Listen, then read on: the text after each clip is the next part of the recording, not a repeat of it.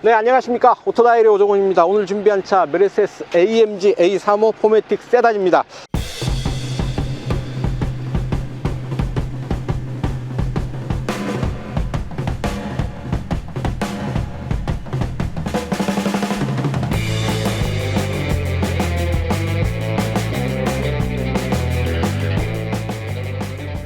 직렬 4기통 가솔린 2.0 터보 엔진을 적용을 하고 있고요. 여기에 또 48V 마일드 하이브리드 시스템을 더했습니다. 그래서 힘과 효율을 잘 조화시킨 파워트레인을 확보하고 있는데요. 8단 DCT 변속기가 그 힘을 또 조율을 하죠. 그래서 최고 출력 306마력의 힘을 내고요. 또 48V 마일드 하이브리드 시스템을 통해서는 약 10kW의 힘을 좀 더 보태줍니다. 디자인 면에서도 보시면 AMG의 특징을 잘 간직하고 있습니다. 보니 끝에 대개 벤츠의 삼각별 마크가 들어오는 자리에 AMG 엠블럼을 붙여 놓았습니다. 그리고 라디에이터 그릴도 AMG 전용 그릴 선택하고 있죠. 앞뒤에 에이프런 디자인도 AMG 전용 디자인을 적용을 함으로써 벤츠와는 다르다, A클래스와는 확연히 다른 AMG만의 자존심을 잘 내세우고 있지 않나 싶습니다. 판매 가격 6,650만원에 책정되어 있는데요. 세상에나 AMG의 스포츠카를 6,650만원에 살 수 있어 확 땡기는 가격이 아닌가 싶습니다. 물론 비싼 가격입니다. 비싼 가격이지만 그래도 300마력이 넘는 AMG가 만든 고성능 스포츠 세단을 살 수 있는 가격이라고 본다면 확 끌리는 가격인 건 분명하죠. 접근 가능한 고성능 세단이라는 점에서 또 의미가 있지 않을까 싶습니다. 자, 과연 어떤지요? 직접 시승을 통해서 그 느낌 여러분들과 공유해 볼까 합니다. 좋아요, 구독하기 잊지 마시고요. 오늘도 저와 함께 하시죠. 출발합니다.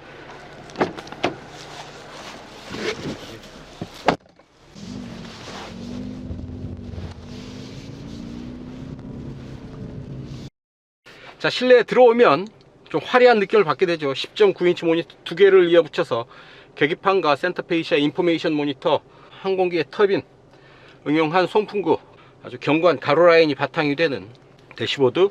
대시보드는 또 2층 구조를 이루고 있죠. 버튼들은 요 아래쪽에 몇 개가 들어와 있을 뿐이고요. 스티어링 휠은 좌우로 2층 구조로 많은 버튼들이 또 들어와 있고요. 왼쪽으로는 주행보조 시스템, 오른쪽에는 음량 조절, 음성 명령 시스템, 전화기 버튼들, 센터페이시아 모니터 조절할 수 있는 버튼 이렇게 들어와 있습니다. AMG 스티어링 휠 아래쪽이 깎여 있는 디커 스티어링 휠이죠. 하나, 둘, 2.5회전 합니다. 스티어링 휠에는 이렇게 두 개의 휠 버튼이 있죠. 자, 왼쪽에 있는 휠 버튼 위아래 나누어서 두 개의 기능이 활성화되는데요. 여기에 올라와 있는 기능들을 여러 개 선택해서 올릴 수가 있죠. 아주 많은 기능들이 들어와 있는데요. 차량 연비 표시를 하게 되고요. AMG 다이나믹 연비 정보, 차량 정보, ESC 오프, 수동 변속, 엔진 오토 스탑 등의 기능들을 위아래로 나눠서 활성화시킬 수가 있게 됩니다. 일일이 기능을 선택한 뒤에 작동은 이 아래 버튼을 누르면 되는 거죠. 오른쪽 휠 버튼은 누르는 게 아닙니다. 돌리는 겁니다. 인디비듀얼, 컴포트, 스포츠, 스포츠 플러스. 이제 계기판 슈퍼 스포츠, 스포츠 이렇고요. 클래식, 디센트, 보조장치 이렇게 볼 수가 있고요. 트림 미터, 연비 정보, 에코 표시창, 연비, 주의 어시스트, 미디어 정보들 이렇게 볼 수가 있고요. 오른쪽 홈 버튼 누르게 되면 이 메인 화면의 홈 버튼 이용을 할 수가 있고요. 이렇게 브라우저, 핫스팟 또는 블루투스 테더링 기능을 이용을 해서 인터넷에 액세스할 수 있게 된다 라는 얘기고요.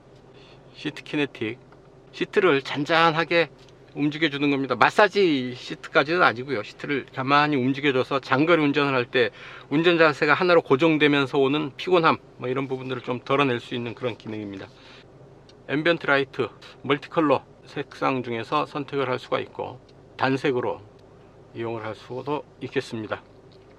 퍼포먼스, 엔진 출력, 토크, 터보 부스트 압력, 서킷에서 탈 때 이 부분 활성화 시켜서 보면 더 다이나믹한 느낌 받을 수가 있지 않을까 싶습니다. IWC 시계인데요. 스타트 스톱 기능 리셋 할 수도 있고요. 그리고 연비 보면서 달릴 수 있겠습니다. 차량 설정, 충돌 회피 기능, 액티브 브레이크 어시스트, 액티브 차선 이탈 어시스트, 지원 기능, 주의 어시스트, 다이내믹 셀렉트, 출발 시체 확인, 주행 모드, 스포츠, 리듀스드, 일반, 스포츠, 다이나믹, M, 수동 변속이냐 자동 변속이냐, 다음 라이트, 실내 조명, 앰비언트 라이트, 웰컴 온도, 멀티컬러 작동, 이런 부분들 설정을 할 수가 있죠. 안정 벤츠, 이제 말씀해 주세요. 실내 온도 20도, 온도를 20도로 설정할게요. 안정 벤츠, 네, 무엇을 도와드릴까요? 차창 열어줘. 죄송하지만 말씀하신 기능은 이 차량에서 사용하실 수 없어요.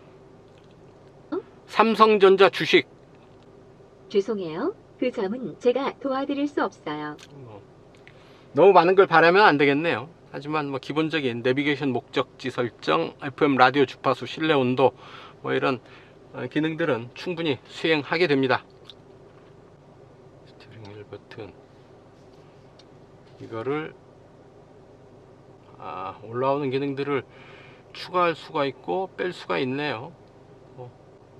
다이나믹 셀렉트 또 선택을 할 수가 있고요. 다음에 안드로이드 오토, 이렇게 무선 연결이 되어 있습니다. 안드로이드 오토 이용을 할 수가 있고요. 송풍구, 몇 개의 버튼들, 비상등, 공조장치, 온도 조절 장치, 스마트폰 무선 충전 기능이 들어와 있고요. USB 포트, C타입 연결선, 그리고 12V 전원 연결구, 2개의 컵홀더, 그리고 다이나믹 셀렉트 선택 버튼, 오디오, 카메라 버튼 들어와 있습니다. 그리고 센터 콘솔 안에 2개의 C타입 USB 포트 들어와 있고요. 자, 윗부분에 오버헤드 콘솔 SOS 버튼이 들어와 있습니다. 커버를 열어서 눌러야지 연결이 되고요. 시트 몸 아주 충분하게 잘 받쳐주고 있고요. 운전자의 몸이 이제 흔들리게 되면 차의 안전성도 같이 흔들리게 되죠. 운전자의 몸을 잘 받쳐주는 시트, 곧 자동차의 안정성을 확보하는 데에도 큰 도움이 된다라고 할 수 있겠습니다. 자, 운전석 이 정도 살펴보시고요. 잠깐 뒤로 가서 뒷좌석 보고 가겠습니다. 뒤로 가시죠. 네, 뒷좌석입니다. 제가 앉았던 그대로 운전석 두고 뒤로 앉았는데요. 아무래도 좀 좁죠. 그래도 무릎 앞으로 주먹 하나, 빠듯한 공간 남아 있고요. 머리 위로도 주먹 하나, 작은 차체를 갖고 있지만 그래도 필요한 최소한의 공간 확보했다 싶습니다. 센터 터널 아주 높게 솟아 있죠. 제 손바닥 높이보다 더 높게 센터 터널 솟아 있는데 실내 공간은 어느 정도 제약을 받게 되고요. 뒷좌석 가운데 자리에 앉게 되면 거의 머리는 천장에 거의 닿게 됩니다. 손바닥 하나가 겨우 꽉 차게 들어가는데요. 과속 방지턱이라도 빠르게 지나갈 때는 툭 닿을 수도 있지 않겠나 싶습니다. 가급적 뒷좌석 가운데 자리 앉지 않는 게 낫겠다 싶고요. 차창은 원버튼으로 이렇게 내려갑니다. 완전히 수납이 되네요.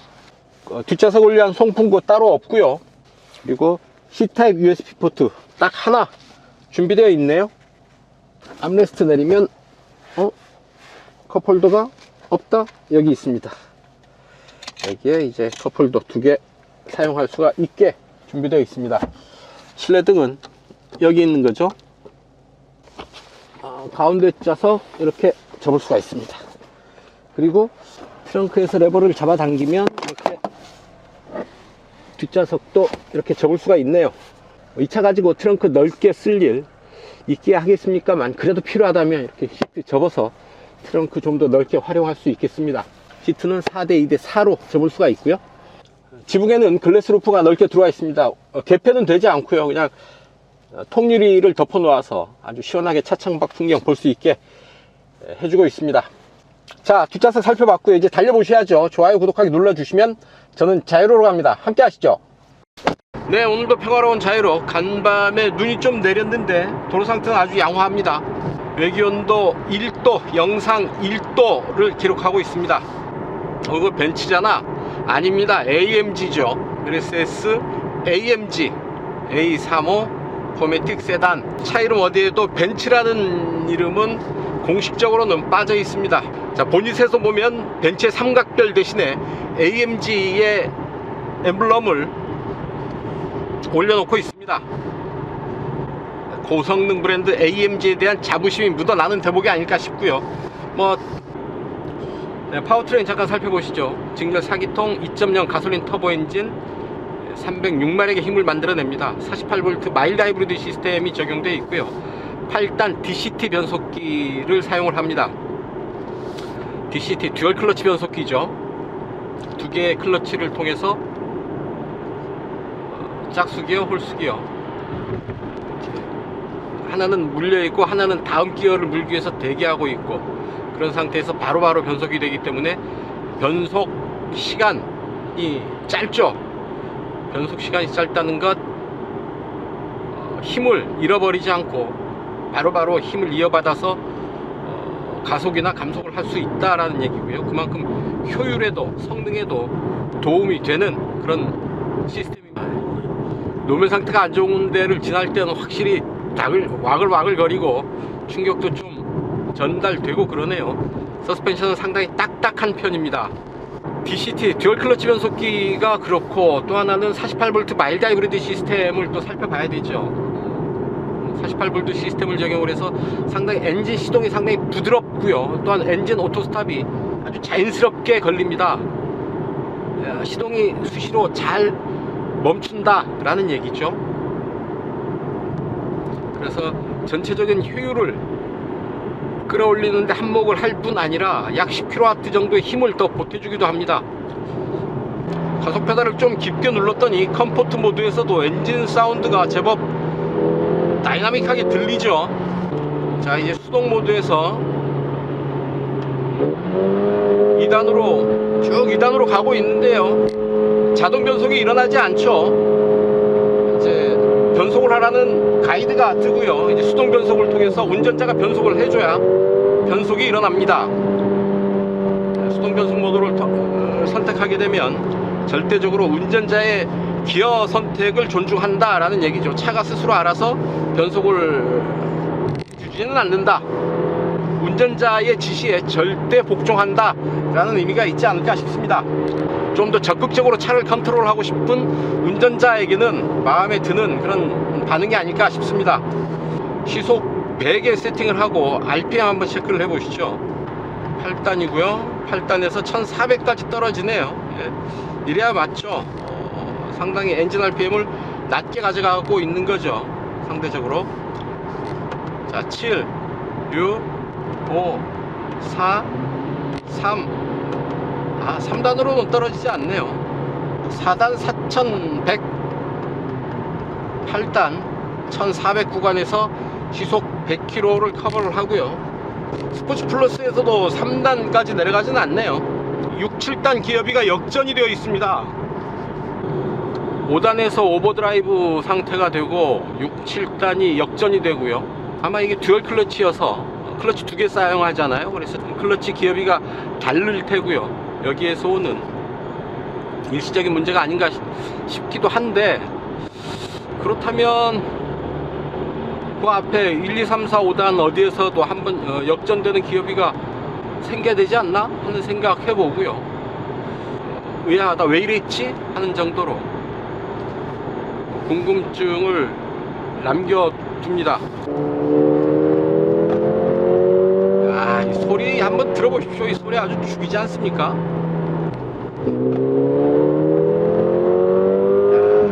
남자의 심장을 두드리는 엔진 사운드. 이 소리 한번 맛들이면 자꾸 가속 페달을 밟게 돼요. 일 없이 다운시프트해서 엔진 회전수 높이면서 이 소리를 즐기게 됩니다. 그런 맛에 타는 차이기도 하죠. 하지만 기름값 많이 듭니다.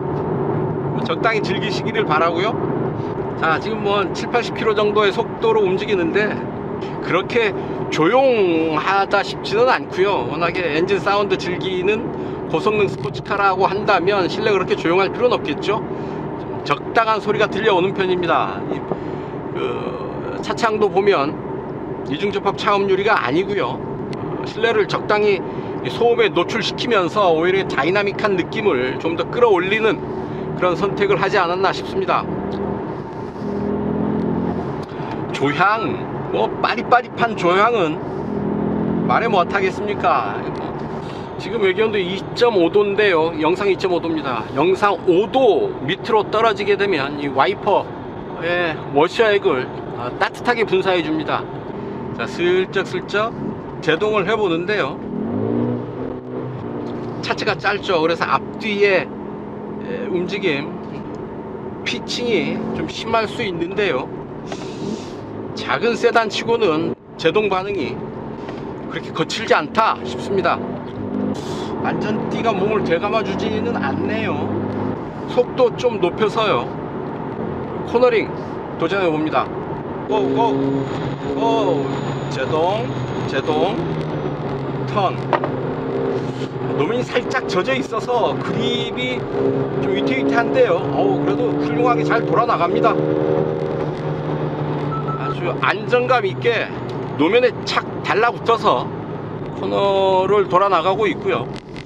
좀 더 많이 속도를 올렸어도 충분히 그립 잃지 않고 코너링 해낼 수 있지 않았을까 싶습니다.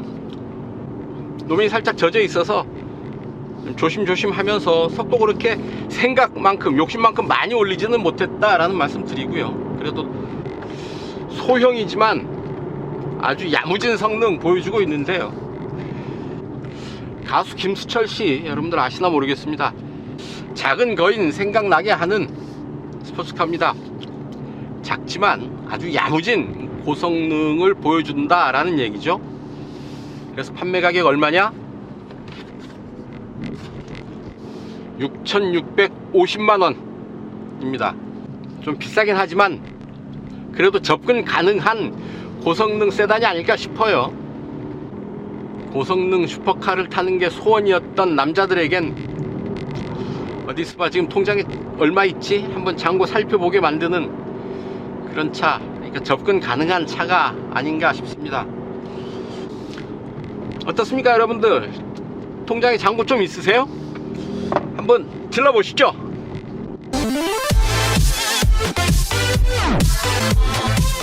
하나 둘 셋.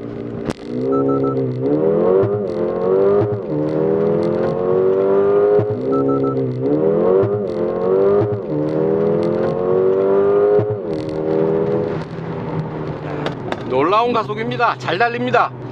마일드 하이브리드 시스템이죠. 효율도 좋지만 가속할 때 약간의 힘을 더 보태주는 그런 효과를 기대할 수가 있습니다.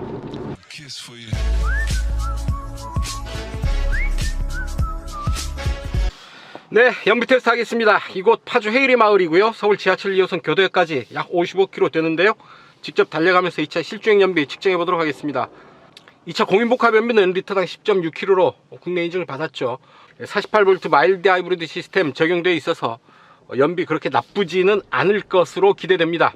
주행 모드 에코 모드는 없죠. 컴포트 모드가 그중 제일 경제적인 주행 모드가 되겠습니다. 컴포트 모드로 가고요, 실내 온도 20도, 풍량 1단계로 갑니다. 트립 세팅 다시 합니다. 네, 이제 출발합니다. 네, 자유로 따라서 달려왔고요. 이제 잠시 후에 행주대교 북단입니다. 이곳까지 달려온 연비 리터당 16.7km 기록하고 있습니다. 자, 교통체증이 심했습니다. 연비는 좀 떨어졌고요. 동작대교 남단입니다. 이곳까지 달려온 연비 리터당 13.9km 기록하고 있습니다. 네, 약 5km 도심주행 이어왔고요. 교대역 내거리에 앞차 따라서 신호대기로 멈춰 섰습니다. 네, 이곳까지 달려온 연비 리터당 12.5km 기록했습니다. 파주 헤이리 마을 출발해서 1시간 48분 동안 57km 달려왔습니다. 평균 속도 시속 31km였고요. 최종 연비 리터당 12.5km. 엔진 스톱 시간은 약 14분, 2km 정도를 커버를 했습니다. 올림픽대로까지는 리터당 16km까지도